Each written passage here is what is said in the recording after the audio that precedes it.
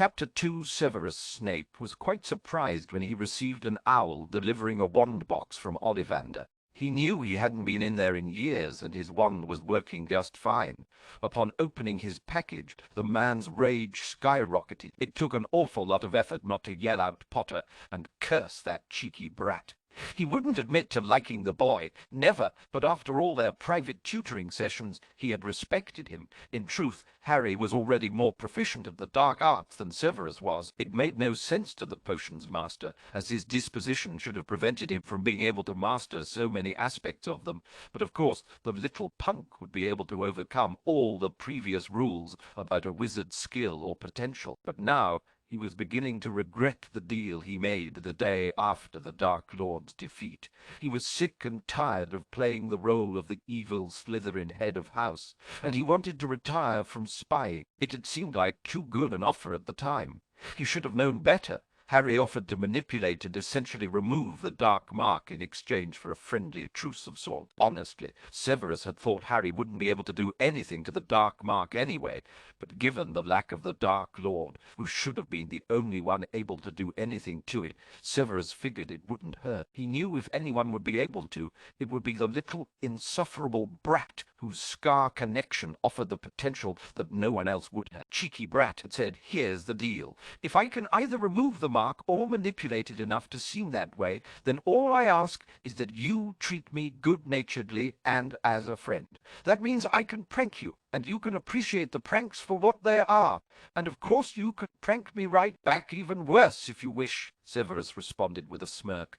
"In fairness, I must remind you that I am the Slytherin in this equation." Considering the boy's smile and nod of the head, Severus was beginning to wonder who really was the Slytherin in that equation. Sure enough, the kid pulled out his little trophy, the Dark Lord's wand, mumbled some Latin involving Morse mortar, and Severus felt magic pulling at him down to his very core. The mark burned and visually shifted into a much smaller shape, before morphing into a phoenix and moving up his arm to his bicep. Severus would never admit it, but more than likely the cheeky brat knew that the mark had a deeper connection on him, and added to his hostile and dark disposition. Harry's manipulation, in truth, had made him a more jovial person. Curse that boy for seeing me smile! Had he still had the dark mark, he would not have appreciated this latest prank. Sadly now, even Severus was chuckling at the thought of children running scared of the shape and materials used in Ollivander's new modern wands. He had the perfect revenge already planned. He knew how to cut deep back into the heart of Harry Potter. Next school year he would be sure to play up the legend, the hero, the greater-than-Merlin awe-inspiring power and might of Harry Potter. Knowing your opponent's weakness makes revenge so much easier. And if Severus had anything to say about it, Harry Potter would never be normal. Maybe I should talk to Creevy and get the Chocolate Frog Company to run an entire series of nothing but Harry Potter. Hermione and Tonks were going to have lunch with Ginny and Luna. Luna actually had provided them with the most leads on finding Harry Potter, even though Luna seemed unconcerned about locating him. In truth, Luna was probably Harry's best friend and was not a member of the Order. She had been offered a place, but declined, and instead used her family's publication to offer information and a more neutral point of view.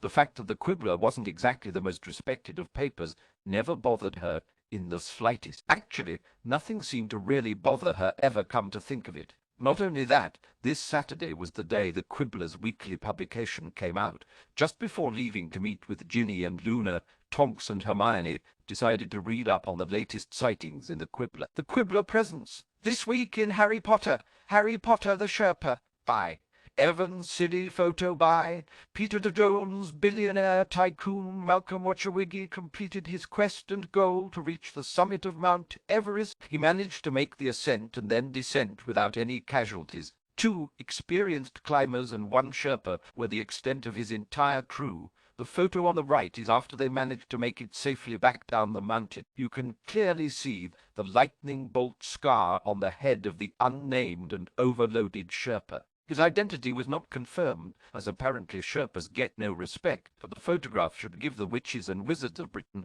all the proof they need. "Tonks!" exclaimed the Sherpa. "Are they serious?" Hermione responded with a condescending glare.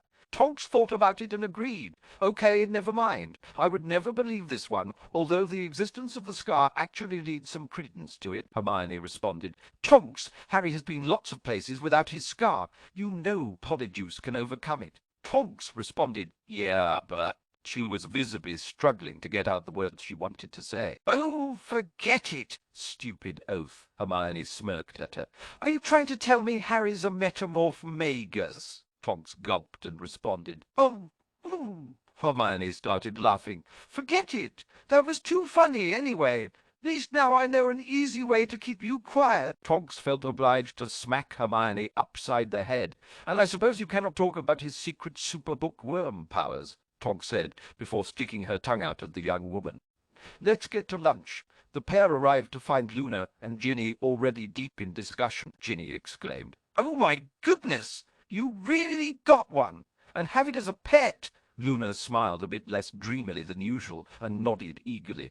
Tonks and Hermione sat down. Hermione asked, Got one what? Luna looked over at Hermione and responded, I received a package marked as a belated birthday present, which is odd, as my birthday is in 2 months, so it would be better served as a premature present rather than a present received 10 months belatedly. Hermione seemed to be getting a bit flustered at the complete lack of an answer she received. Tonks inquired, So what did you get? Ginny was watching Hermione's expression, while Luna smiled and said, I got a crumple-horned Snorlax. Ginny was not disappointed to see Hermione's jaw drop and eyes widen. They're real? A shocked Hermione asked. Luna looked at Hermione and spoke to her like she was scolding a small child. Of course they are real. Even if I hadn't received one of my own, they would still be real. She was shaking her head at her usually logical and knowledgeable bookworm friend. Honestly, Hermione, Tesk.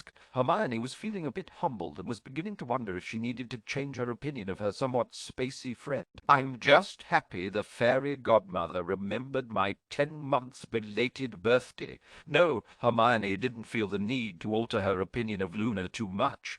Tonks took advantage of the brief silence as the others looked curiously at Luna. So Luna, Harry Potter, the Sherpa. Where the heck did you come up with that one? Luna smiled. I just print what he sends me. If he says he was a Sherpa, who am I to doubt him? Ginny asked the obvious he. Who is he, Luna? Why, Harry Potter, of course. Tonks and Hermione's eyes widened at this. What? Harry sends you those articles? Luna looked at Hermione curiously.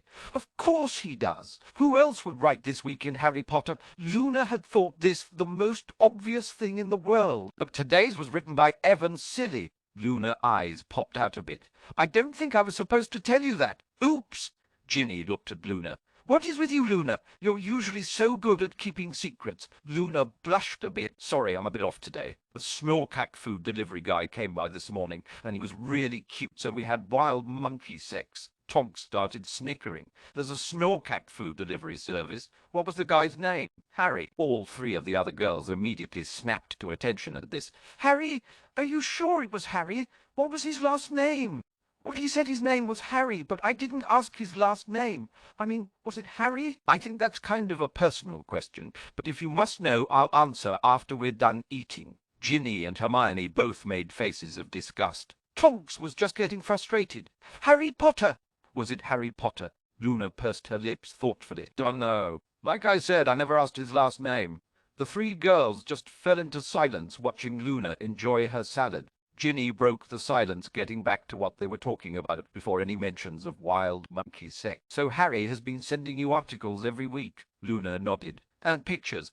The articles have the pseudonyms to use with them. A few times he sent me personal notes as well. Can we see them? What'd he say? Well, they're kind of personal. Don't say a lot, since I can't write him back, just occasionally tips on things to investigate. He told me to keep my eyes open for Fudge inciting a house elf rebellion. Hermione thought of something. What about the Snorlax food delivery service? Where are they? Luna answered. The information for them came with the Snorlax. I've got my receipt from this morning right here. She reached into her pocket and pulled out a small piece of parchment. Oh, apparently the receipt was now blank. On the back it still had the company's slogan, where the customer always comes first. The other 3 girls half figured as much, though there seemed to be a bit of jealousy in the air. So, how are you going to get more Snorlax food? Luna said, I guess I will have to go to the store once this supply runs out. There's a store? Of course there are stores. Even this restaurant where I could be considered a store. Snorkack food is just lettuce. Hermione closed her eyes and felt she needed to calm down. The rest of the meal passed amicably enough, although it certainly seemed Luna was in the best mood of the four. They paid for the meals and went off their separate ways. Tonks and Hermione were thinking about what the next thing to do was. Hermione mentioned she had a muggle geek friend. Tonks asked, "So what can the geek do for you?" "Oh, it should make finding out information online so much easier. He's scripted a program that will scour all news reports and published findings for certain things and alert me to any that hit certain flags and rate them accordingly to likelihood of it being Harry." "Wow, that should be helpful. What did you have to do to get this geek to help you?" Hermione explained. "Oh, Tonks, he's a geek. It doesn't matter if I'm attractive or not. Just the fact that I'm a girl means he'll help me out with anything I ask. He may not know about magic, but there's nothing better than a geek friend. Don't you kind of feel like you're using him?" Tonks inquired with a raised eyebrow. "A little, but it makes him happier than if I weren't using him," Hermione said with a shrug. Tonks was beginning to think she could use a geek friend, or maybe a Snorkack food delivery guy. "I think he sent me a working prototype of the program last night. I didn't read the email, though. Want to come over and see what it turns up?" Tonks smiled. "Sure. I have a feeling we've missed a lot of the newsworthy things Harry's done." The pair went back to Hermione's and fired up the program. Results 1, 10 of 8,251,977. Good God, Hermione! I doubt they're all correct, but we can see what the first few say. All right, let's take a look at what the first one is. Oh, a Catholic church was in an uproar when the building next to them was renovated, torn down, and a new openly homosexual biker bar opened up next to it. The Hairy Bear has tried their best to appease and placate their religious neighbors. They are always closed Sundays and keep their parking area clean, but apparently that isn't enough for St. Charles Church. Recently, the parishioners hired and brought in outside help since they were lacking any legal recourse. Father Snuffles Black came in to attempt to exorcise the demons at the Hairy Bear while it was open and catering to its customers. Apparently, the exorcism was ineffectual, and there have been some concerns expressed questioning the sanctity of Father Black. Reports indicate that Father Black chanted many things in Latin within the establishment of the Hairy Bear.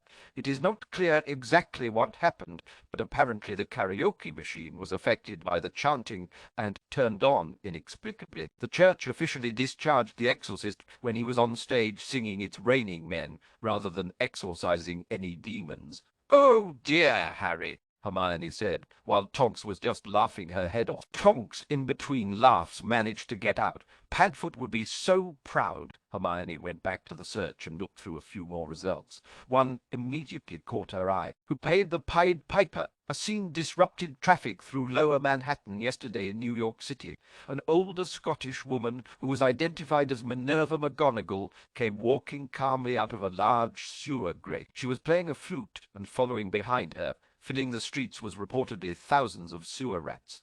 Traffic was at a standstill for 20 minutes before the rat parade made it to appear, and apparently all jumped in. Surprisingly, Mrs. McGonagall was not seen again, but the rats were apparently able to swim and were headed out towards the Atlantic. New York citizens are advised to keep their children on leashes, if at all possible." "Oh, you have got to share that one with the professor," Tonks exclaimed. "No way! She'll kill me. You share it with her," Hermione said.